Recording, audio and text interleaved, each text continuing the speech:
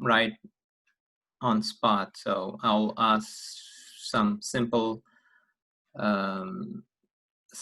thoughts that you can share. I would ask anyone to answer it, so it would be like speak instantaneously. So it would last for a minute or two. So that will be it from my side. Back to Toastmaster.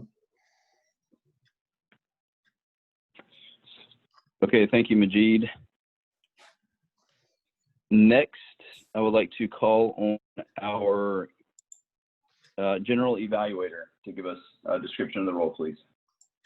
Yes, as a general evaluator, I'll give a general evaluation of the meeting as a whole, and then I'll introduce the different evaluators, the speech evaluators, the timer to give the timer's report, the all counter, the grammarian to give those reports.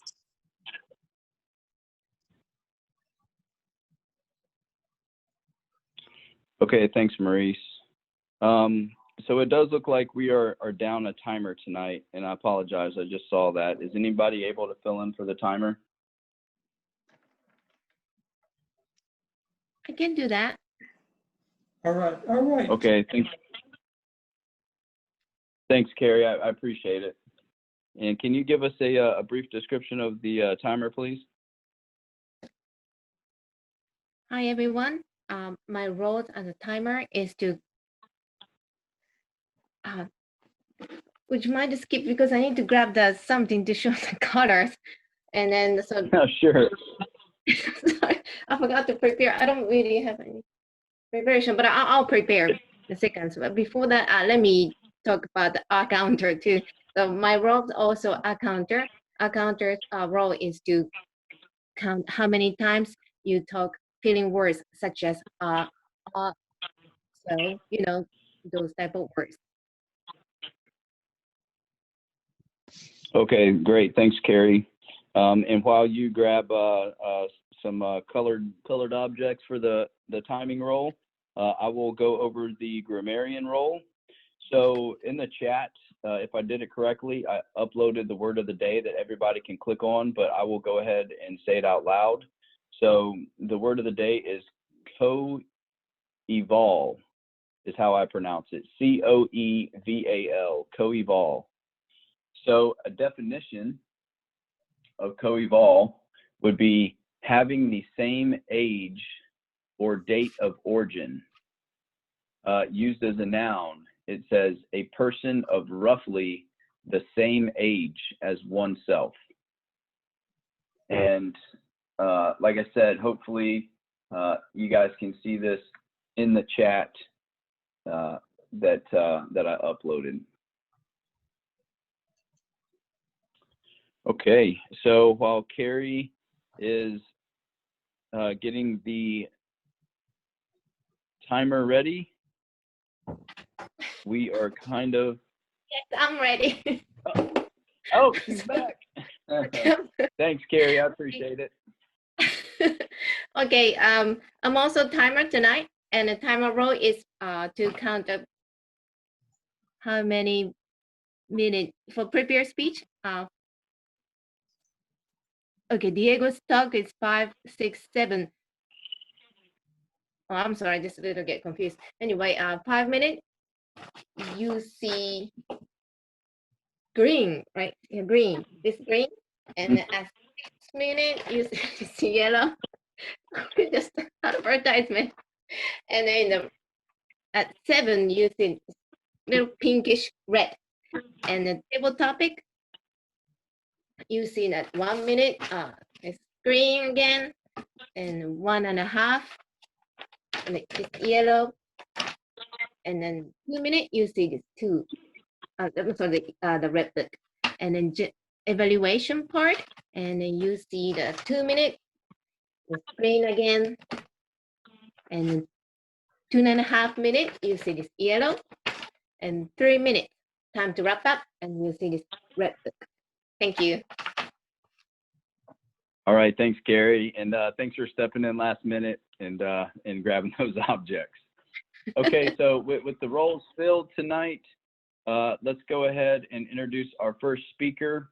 So our first speaker tonight needs no real introduction to our group because he's been a staple in this Toastmasters Club and has helped lead us for this last year. So not only is he the past club president and an accomplished speaker, but he's a hardworking student who just graduated with a bachelor's in chemistry.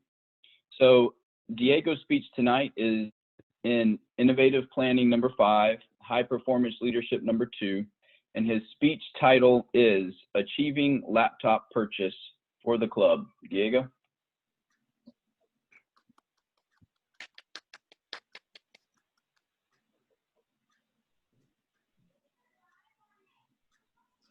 Thank you, Luke, for the great introduction, and thank you all fellow Toastmasters for coming to listen to my second speech on high performance leadership.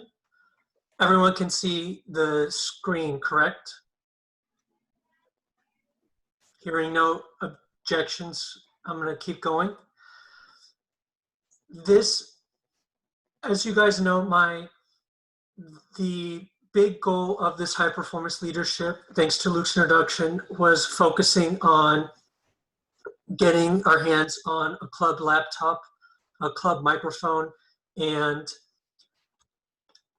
club speakers for our group in an effort to provide a safe virtual learning space for folks who want to participate in blended meetings and don't want to risk their exposure to COVID-19 in closed spaces. So I'm very thankful that members like Luke, Majid, Carrie, David, and Maurice were involved in helping me accomplish this goal. Everyone had many different expertise that I could count on to make sure that we spend our money wisely on this very important investment for our club budget. There are 3 main learning experiences that I had that I wanted to share with you all. The first one being, let me share my screen again. Don't pursue perfectionism. I'm sure many of us are familiar with this image graphic of how perfectionism can have its good intentions, but can in some way discourage people from pursuing the goals that they want to make. So for example, the fear of failure that might manifest in my goal is, you know, what if my teammates, what if they hate the suggested laptop equipment that I'm buying? I have no understanding of computers to the level that Maurice and Majid know, and maybe I selected a laptop that's too technical that, you know, I don't mean to put Luke on the spot, but maybe Luke doesn't know how to run the equipment properly. And then I have to make sure that Carrie's satisfied that it doesn't overcome the club budget. So I need to make sure that it is within the right price range. So all of these competing factors can become overwhelming, and then I get scared of pursuing the goal in the first place because I feel it's a lost battle from the very beginning. And that makes me not want to pursue the goal in the first place. Another threatening thought pattern or self-damaging thought pattern is being highly critical of the equipment that I'm looking for. For example, I find a laptop that has, you know, all these fantastic specifications, but I get concerned that it doesn't weigh the right amount or that it's not portable. It's important to use those critical thinking skills and recognize you're not going to find the perfect object. You're not going to make the perfect event happen, but you need to focus on the top 3 things that will serve the goal's purpose and will accomplish the goal properly. So those things would be like, for example, making sure the laptop can run Windows 10, making sure the laptop has the right processing, the right computer processing unit. I think I'm trying to use some of the technical language from my coeval Majid, who knows a lot more about computers than I do, or Maurice, for example. And then finally, I'm sure you all are no stranger to this perfectionist tactic of procrastination, of falling into that pitfall of thinking, you know, I'm just going to wait for Majid to look at the laptops because he knows the laptops better than I do. I'm going to wait for Maurice to find the right loudspeakers and computer system for me because he knows computers better than I do, and then I'll just sit back and curate it. It's important not to fall for this procrastination pitfall, and I'm hopeful in an upcoming meeting I can do a more elaborate and detailed educational review on this topic in particular, because I think it would help all of us outside of Toastmasters as well. The next important learning lesson that I had was about boiling it down to 3 options. We can fall into the pitfall of, for example, in my case, I can spend 3 hours searching for 10 different laptops. And then I have to ask my teammates to curate all 10 of them before we finally pick the very best one that we want.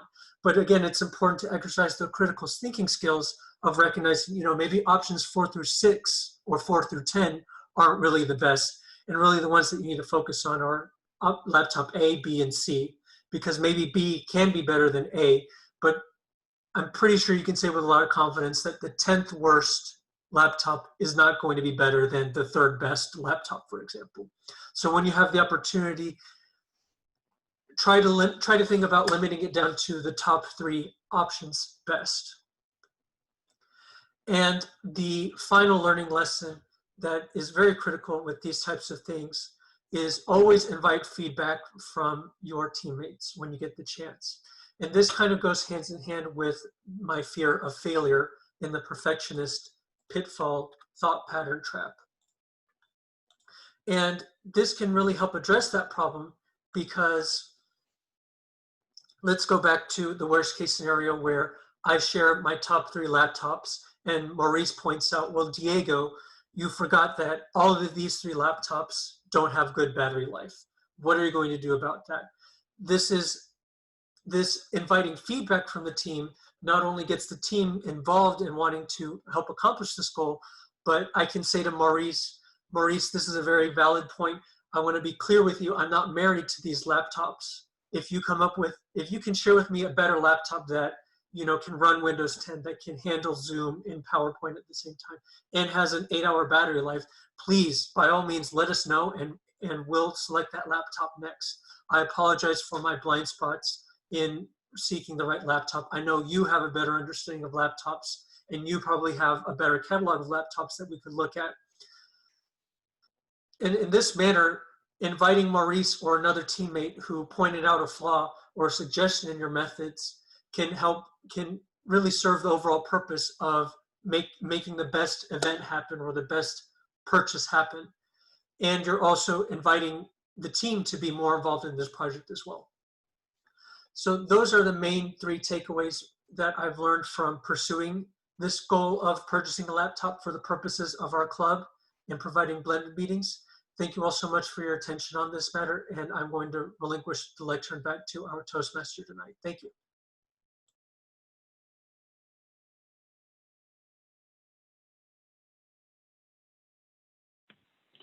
All right, great. Thanks, Diego. I really enjoyed your speech. I 100% can agree with the perfectionism thing, and it's been something that has held me back and really kind of got my confidence down when things didn't turn out absolutely perfect. And in all honesty, it's one of the things that Toastmasters has shown me, that I can stand up there and I can mess up a little bit. I can mispronounce my words, just like I just did. And it wasn't a complete failure. I don't have to get embarrassed, and I can just keep going. So I 100% agree with you. And I have to tell myself a lot all the time, just to try to relax a little bit, and everything doesn't have to try to be exactly perfect. So I thought you did great. Before I introduce our second speaker, David, and I meant to send you this earlier, and on my notes, I didn't. You've been a part of Toastmasters for how long? I think since October of last year. Okay, so roughly a year. And your pathway is dynamic leadership? Correct. Okay, thank you. All right, so moving on to our second speaker, I would like to introduce our current Vice President of Education here at Hilltoppers. So David has been a member of Toastmasters for 1 year and is currently in the dynamic leadership pathway. David's speech tonight is leadership number 3, connect with storytelling.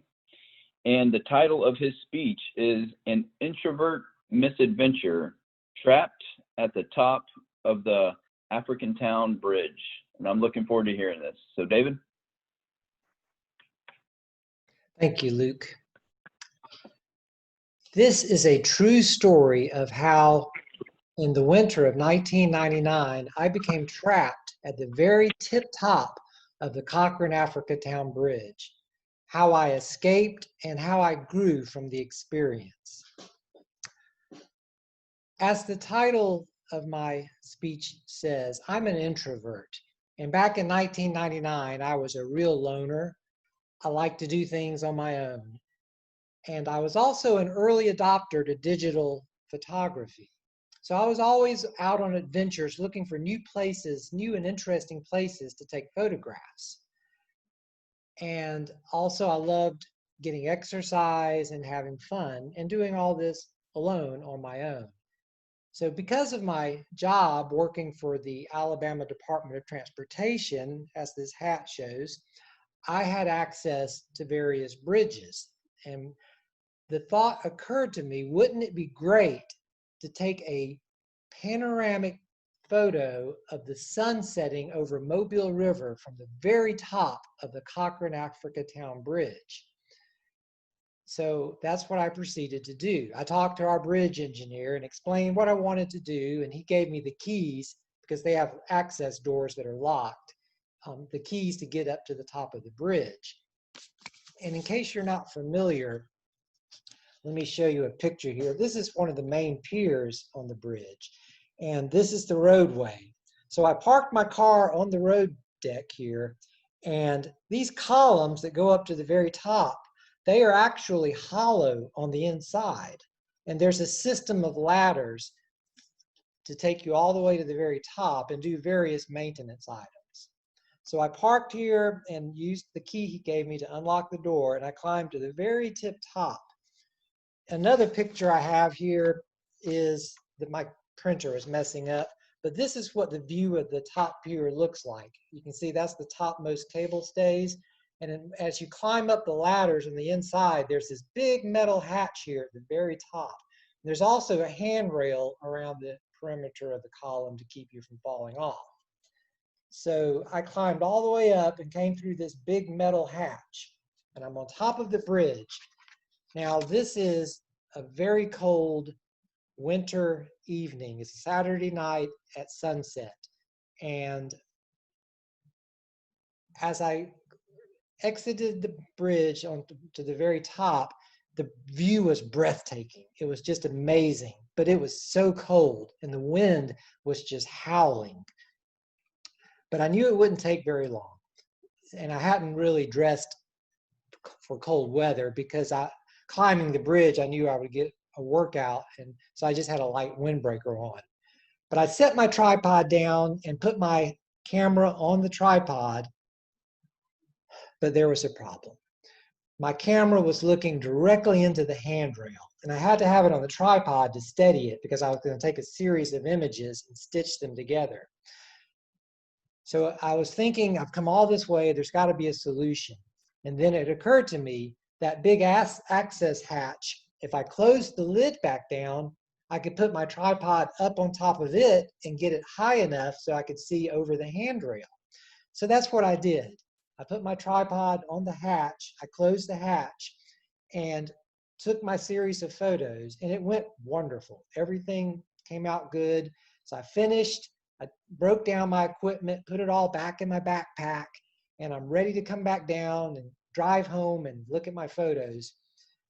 So there's a handle that you turn to open the hatch. So I put my hand on the handle, and I turned it, and the handle came off in my hand. At this point, I remembered that the bridge engineer had told me that they're having problems with some parts of the bridge, some things are rusting, and to be careful when I go up there. So if you've ever been on a roller coaster and you're right about to go over that first drop, that's what I was feeling like right at that moment. So I put my hands underneath the hatch to try to lift it off, but it would not budge. It was stuck solid. So then I thought, well, maybe I could shimmy it loose. So I started kicking at the hatch from either side and kept pulling on it, pulled as hard as I could, but it still would not budge. At this point, I was really starting to feel a deep-seated panic come in me. And I knew I had to get that hatch open. The thing is, this is 1999. I had never owned a cell phone at this point in my life, so I had no phone. And because I was so confident, I had not told a soul that I was doing this on this particular evening. No one knew I was up there. So things started going through my mind. I didn't think I could get the hatch open. I had a flashlight. I saw tugboats coming up and down Mobile River. So I actually started flashing SOS with my flashlight at various tugboats. But 350 feet up in the air with lights everywhere. They had navigation light right next to me blinking. Nobody noticed me. And the next idea was, I showed you this picture. You have this cable stay right here. I even thought about, I wonder if I could jump down to that cable stay and shimmy down and get back on the road deck. That thought went through my mind, but I knew that there was almost no chance that I would survive. I would slip off at some point if I could even jump to it. I even thought about jumping in the river, but not from 350 feet. I knew that that would be an unsurvivable fall. So I had to get to work on that hatch and figure out some way to open it. So I started working back on the hatch, and the only tool I had with me was a little bitty Allen wrench that I used to adjust my tripod. Well, it so happened on the bridge, they had a lightning rod that had a metal bracket holding it in place. My Allen wrench just happened to fit the bolts that hold that bracket into place. So I was able to disengage and take that lightning rod apart and take that big metal bracket. And as I looked underneath the latch, I saw that it had external hinges on it. So I thought maybe I could knock the hinges out, just like taking the hinges off a door. And that's what I did, or what I tried to do. But as I worked on the hinges, they still wouldn't come loose. They were just stuck tight. So at this point, I was really scared and I was getting tired. I had been working on this thing for a couple of hours by this point. And I just curled myself into a ball and just shut my eyes and really thought about just letting the cold take me, just going to sleep and not waking up. But then I thought, I'm going to try again. So I got up, and this time I used my body weight to sort of take some pressure off the hatch. And then the bolts started to move. The hinges started to come loose. But it still took just another hour or so of hammering. But I finally hammered the hinges loose and disengaged them from the hatch. And by this time, because sometimes I was slipping, my hands were so bloodied, my fingers were sticking together. But I was able to get the hatch open, and I was free. So I crawled all the way back down to my car and got in my car, and I looked at the time, and it was 10 p.m. I had been up on the top of the bridge for almost 5 hours. So what lessons have I learned from this? The most obvious is don't do risky things without letting at least somebody know. And now, of course, don't go anywhere without my cell phone, but I have to have a backup plan. But the thing that's not so obvious is I'm truly grateful for this experience. I really grew from it. It made me appreciate life so much more. That we just never know what our future is going to be. Because I really at one point thought I was not coming off that bridge. That they would find my body there days later, whenever. Because that night the temperature did actually go down to 25 degrees. And from the people I talked to, I would have likely died from exposure. And I've learned that I'm much stronger than I thought I was. So overall, it was a scary but good experience, Mr. Toastmaster.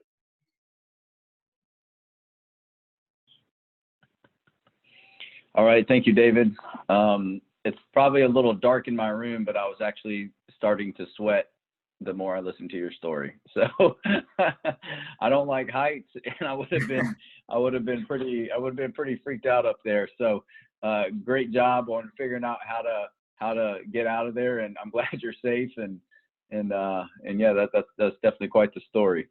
So okay, moving on, and we will move on to our table topics portion. And Majid, I know we're a little over time, but we're not having an education overview tonight. So I think, getting a couple of table topics in will be just fine.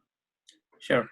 Hey, everybody, this is Majid. I'll be your table topic master for tonight. And that story, David, was wow.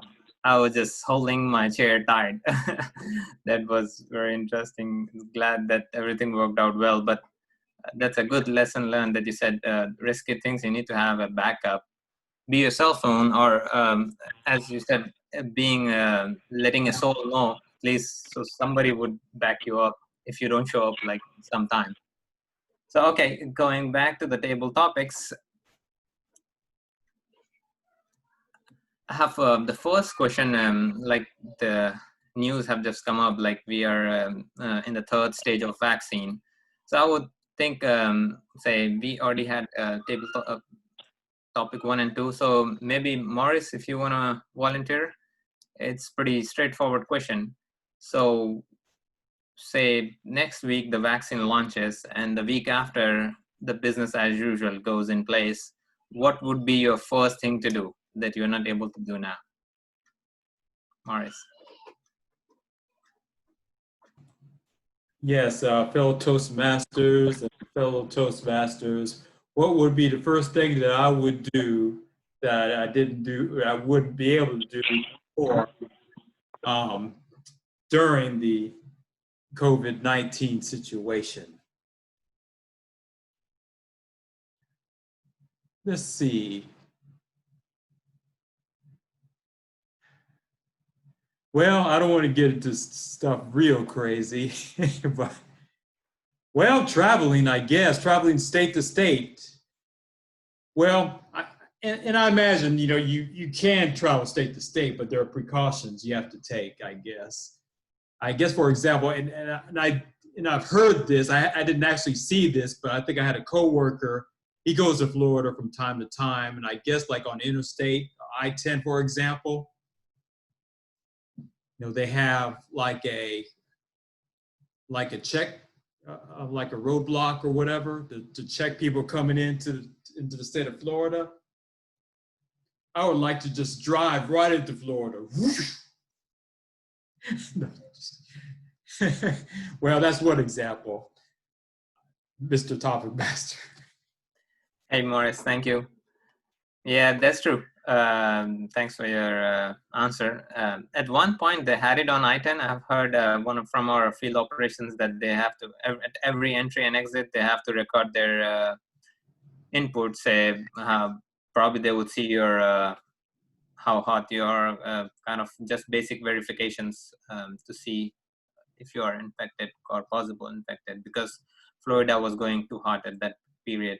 But now I think they have released it, but still there's a hesitation for state-to-state travel, because you still have to stop by a gas station, and there are chances that you can get exposed. So traveling is this summer is probably the lowest amount of traveling.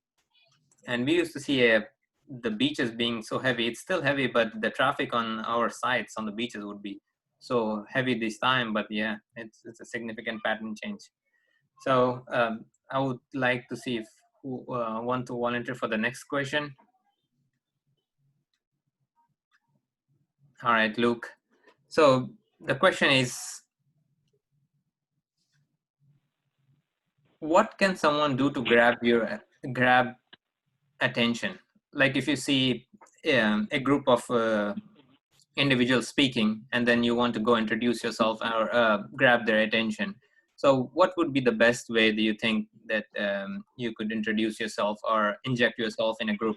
Especially some groups are so close, like they belong to certain ethnicity or certain, how Indians go Indians, but it's always a little hard to inject yourself in a group and just introduce yourself and, icebreaker kind. So what are your thoughts? How would you do it if you were to see a group and you had to approach them?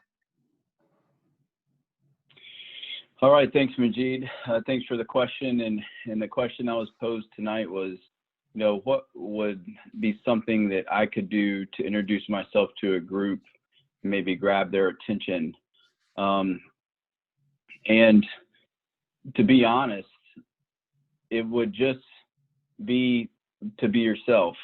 I think, you know, growing up, when you're trying to fit in and you're trying to, you know, go out and meet people and meet people to date and everything like that, you know, you have people who are telling you certain, you know, pickup lines or certain, you know, certain different things to say, or, you know, maybe act a certain way. And in the end, I just truly think if it's not yourself and you're going up and you're trying to act or be somebody that you're not, it's going to show through.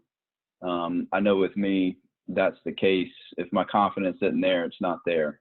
And so I think, you know, if I do want to introduce myself to a group and I do want to be welcomed by that group, I just go up, introduce myself, and just try to be myself.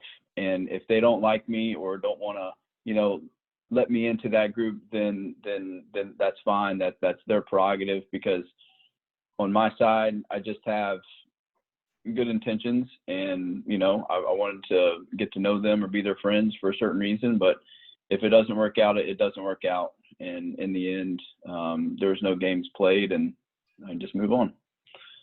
And I will turn back over to Mr. Toastmaster. Thank you, Luke. That was really an awesome input on this subject.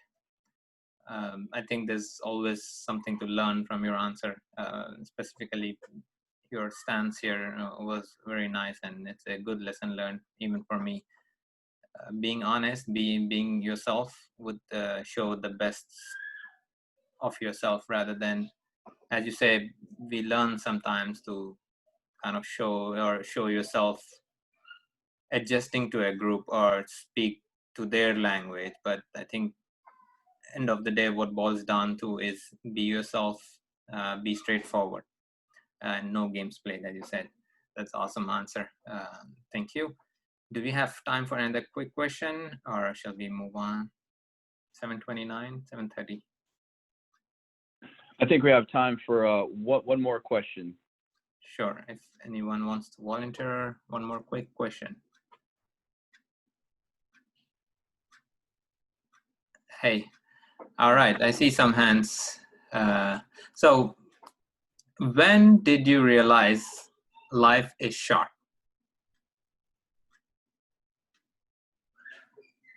I'm sorry, life is what? When did you thought, or the thought came to you that life is short? It's, you know, Short. sometimes we go through certain situations. Yeah, short. Life is short. Shock or short? I'm sorry. Short. Short. Long and short. Yes. Okay. When did I realize life is always really short? I believe that life is actually not that short in my life. When I was a kid, life was so long. The summer vacation, I remember that summer lasts forever, I thought. In Japan, we have 40 days off in summer. Just 40 days, but that's so long, I thought. But then became an adult, especially after college, and started working. Life is short, but not as short as I thought, because let me change my mind. Actually, really short. Really short. Working and take care of myself, paying bill, gas, everything. Life gets so short. So after graduate from college, that's when I realized that time is so short. Life is so short. Close my eye, open, my birthday. Close my eye, open, and then Christmas. Close my eyes, open again, my birthday coming again. Close my eyes, open, Thanksgiving again. That's how I feel. Thank you. Back to Table Topic Master. All right, appreciate your answer. Yeah, that's absolutely right. Thank you. The more you grow, the more you realize. But I completely echo your point. When we were young and we used to have summer vacations, oh man, we used to go to our back home from Hyderabad to my grandma's village.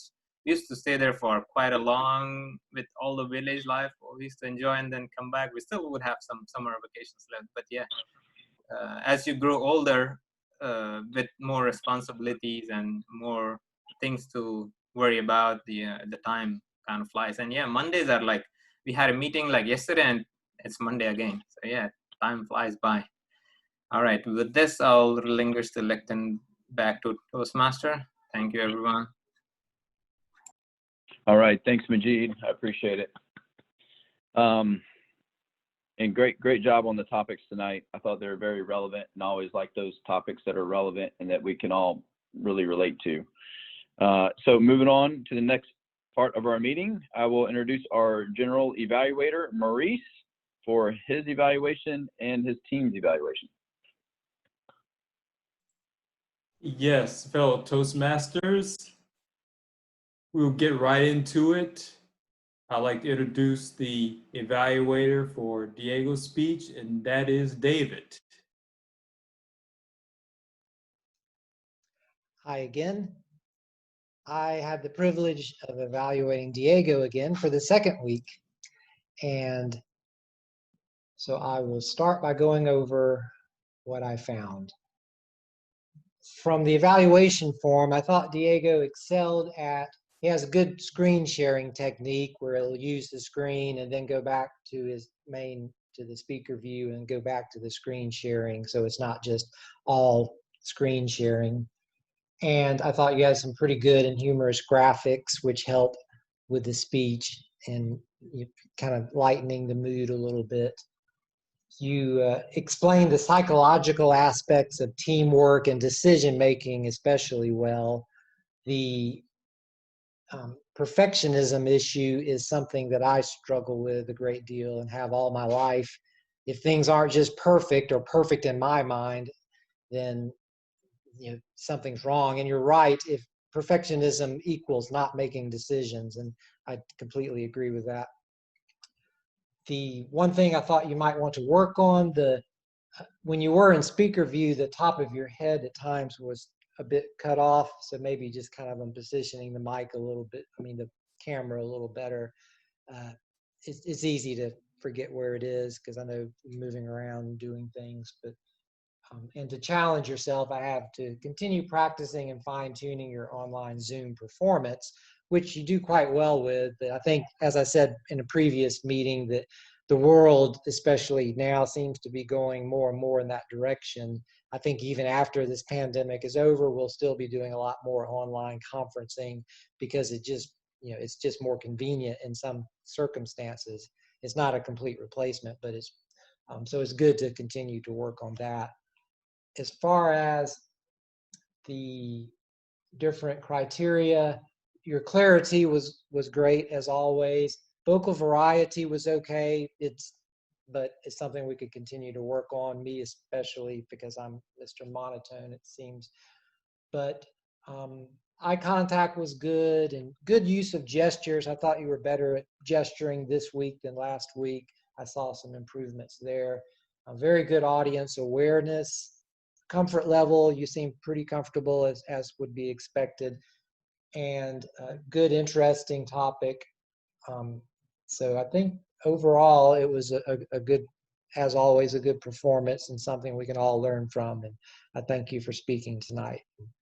That's it, Mr. Toastmaster or Mr. General Evaluator. Okay, thank you, David. And we'll move on to the evaluation of the second speech, which was performed by David. And the evaluator for that speech is Diego. Thank you, Maurice, and thank you all for your attention on my evaluation of David's speech. David embarked on an important growing stage for any Toastmaster, which is not only communicating information, but learning how to tell information in a very compelling way. through the use of storytelling. That is definitely a big weakness of mine, but it's good to see that David is pursuing and wading into that battle with as much gusto as he always brings to every meeting. So some major remarks that I want to share is in a similar, just to repeat the importance of vocal variety. David did a good job of incorporating some vocal variety, but there are moments of improvement that he could continue to use. There were many moments I felt that he could have used more vocal variety, but one example of good use of vocal variety was he was setting the stage and explaining, okay, I have the camera on the bridge, I'm ready to take a photo, but there was a problem. The camera was obstructed by the handrail. That was a good use of vocal variety and some pausing. I think another good sign of mastery for him in public speaking is that he, again, uses props to support what ideas he's trying to communicate. He gestured to his hat saying, this is the L dot hat that I belong to.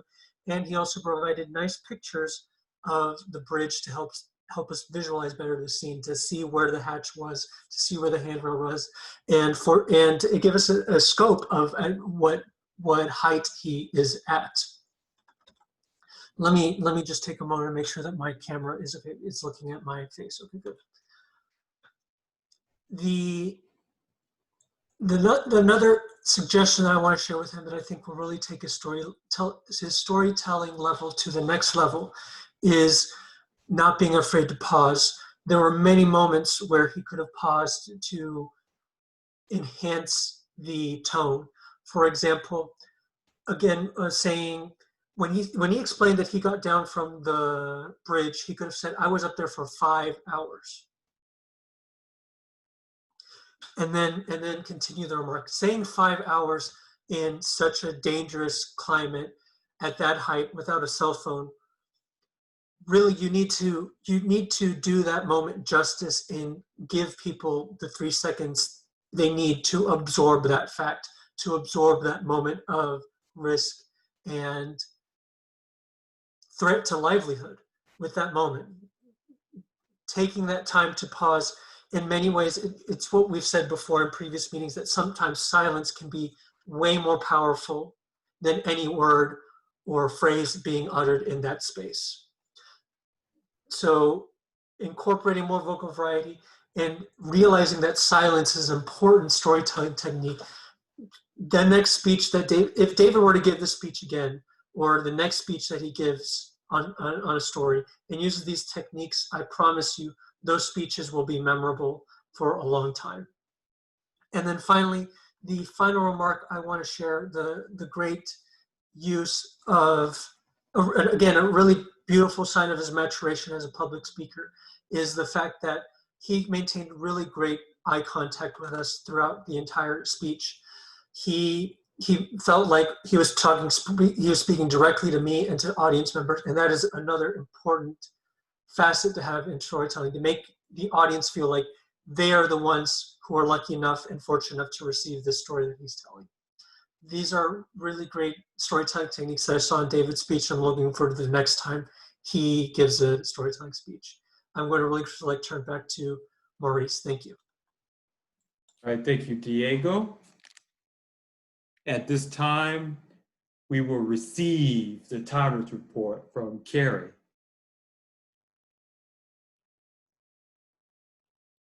Hi, everyone. This is Carrie again. This is the first time to take a multiple test. A little confused, but I did my best. The time, first prepared speech, Diego, 7 minutes and 30 seconds. Second prepared speech, Davey, 9 minutes and 12 seconds. First evaluation, Davey, 2 minutes and 45 seconds. Second evaluator, Diego, 4 minutes and 10 seconds. Go to the table topic, Maurice, 1 minute and 20 seconds. Luke, 1 minute and 44 seconds. I didn't count myself. All right. Next, we'll go to the all caps report again, Carrie. Yes, this is another task for tonight. Counter. First speaker, Diego, you said twice. And the second prepared speaker, David, I didn't catch anything.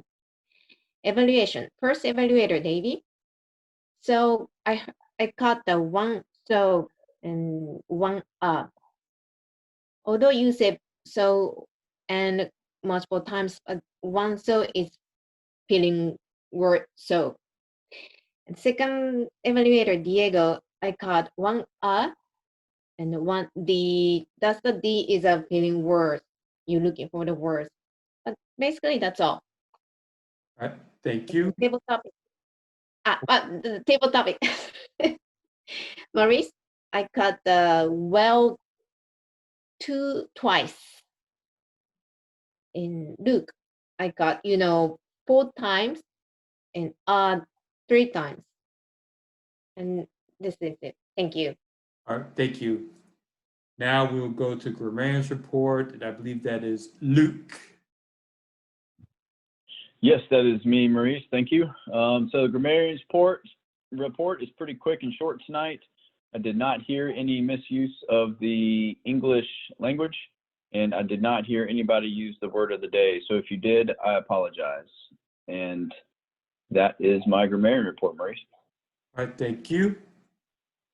So for the general evaluation of the meeting, we started maybe a pinch late, but not as late as we have for the last several weeks. So we started better this week than last several weeks. Both speeches by David and Diego were real good. And the story, especially David's story of being on top of the Cochrane Bridge, just wanted to take some pictures, want to take a panoramic picture, but you had a panoramic experience. And that is my general evaluation of the meeting as a whole. Thank you. And I would like to relinquish the lectern back to the Toastmaster. All right, thanks, Maurice. I appreciate that. And that was great evaluations by everybody, and it's a very important part of our meeting. So we are at 7:44 right now. The last thing on our agenda will be, since we're not having an education overview, is awards. And this is something that we haven't done for a little bit. So it is my honor and privilege to award 2 members tonight. And our first person that we will be honoring and awarding will be Carrie. And Carrie is getting an award for achieving her level 2 of effective coaching. And so let's all give Carrie a round of applause tonight. Speech, speech, speech, speech. Great job, Carrie. Do you have a speech? Yes, thank you so much. And this is the second time to get the award because the second level. And it's really actually level 2 is quite challenging because 4 speeches I made and a little bit sometimes confused, but I did so well. I'm proud of myself, and I keep working hard to finish level 3. Thank you. Thanks, Carrie. No, you guys did great, you and Diego. And seeing these awards like tonight, is a motivation for all of us to do better, including myself on my pathways. So the next award I would like to give tonight is to Diego. And Diego is getting an award this evening for achieving his level 4 of innovative planning. So I want to give Diego a round of applause. So great job, Diego. And do you have a speech for us? Thank you, Luke. And thank you for the Toastmasters group for providing this learning environment for myself and for others. And just to just to remind everyone that you can make it to level 4. It exists. You can make it there. It just takes hard work and perseverance, and you will not be the same person when you complete a path in Toastmasters. You will have a new level of confidence, I'm sure. Definitely. Thank you. Thanks, Diego, and congratulations again to both of you guys. So great work. And on that, I'm really looking forward to David, your education overview next week on the Pathways program, because this goes right in line with the awards that we just gave tonight. So I really am looking forward to that. Okay, so it's 7:47. We're 2 minutes over. I want to thank everybody for their flexibility and the role changes and everything tonight. I know we had a light meeting and a couple of last-minute cancellations, and it happens. But I appreciate, like Carrie jumping in a timer last minute, David and Diego, and not only giving a speech, but evaluating each other's speeches. And it seemed like a lot of us were kind of filling multiple roles at the last second, but that's what makes a meeting go great. And I thought we had a great meeting, even with, a small group tonight. And lastly, please remember the Zoom background competition. So if you want to participate, guys, get you the most creative, unique, funny background. And what we'll do is I'll have a little gift that we'll give. And right at the end of the meeting, after the education overview, if we don't have any awards, we'll just get everyone to type in the chat kind of who they're voting for. And if we have a tiebreaker, we'll definitely figure something out. But I will have some kind of award or gift that I will give for the best Zoom background. And I'll put that in the email to everybody. Diego, did you have something to pass before we closed out? I thought I saw your hand.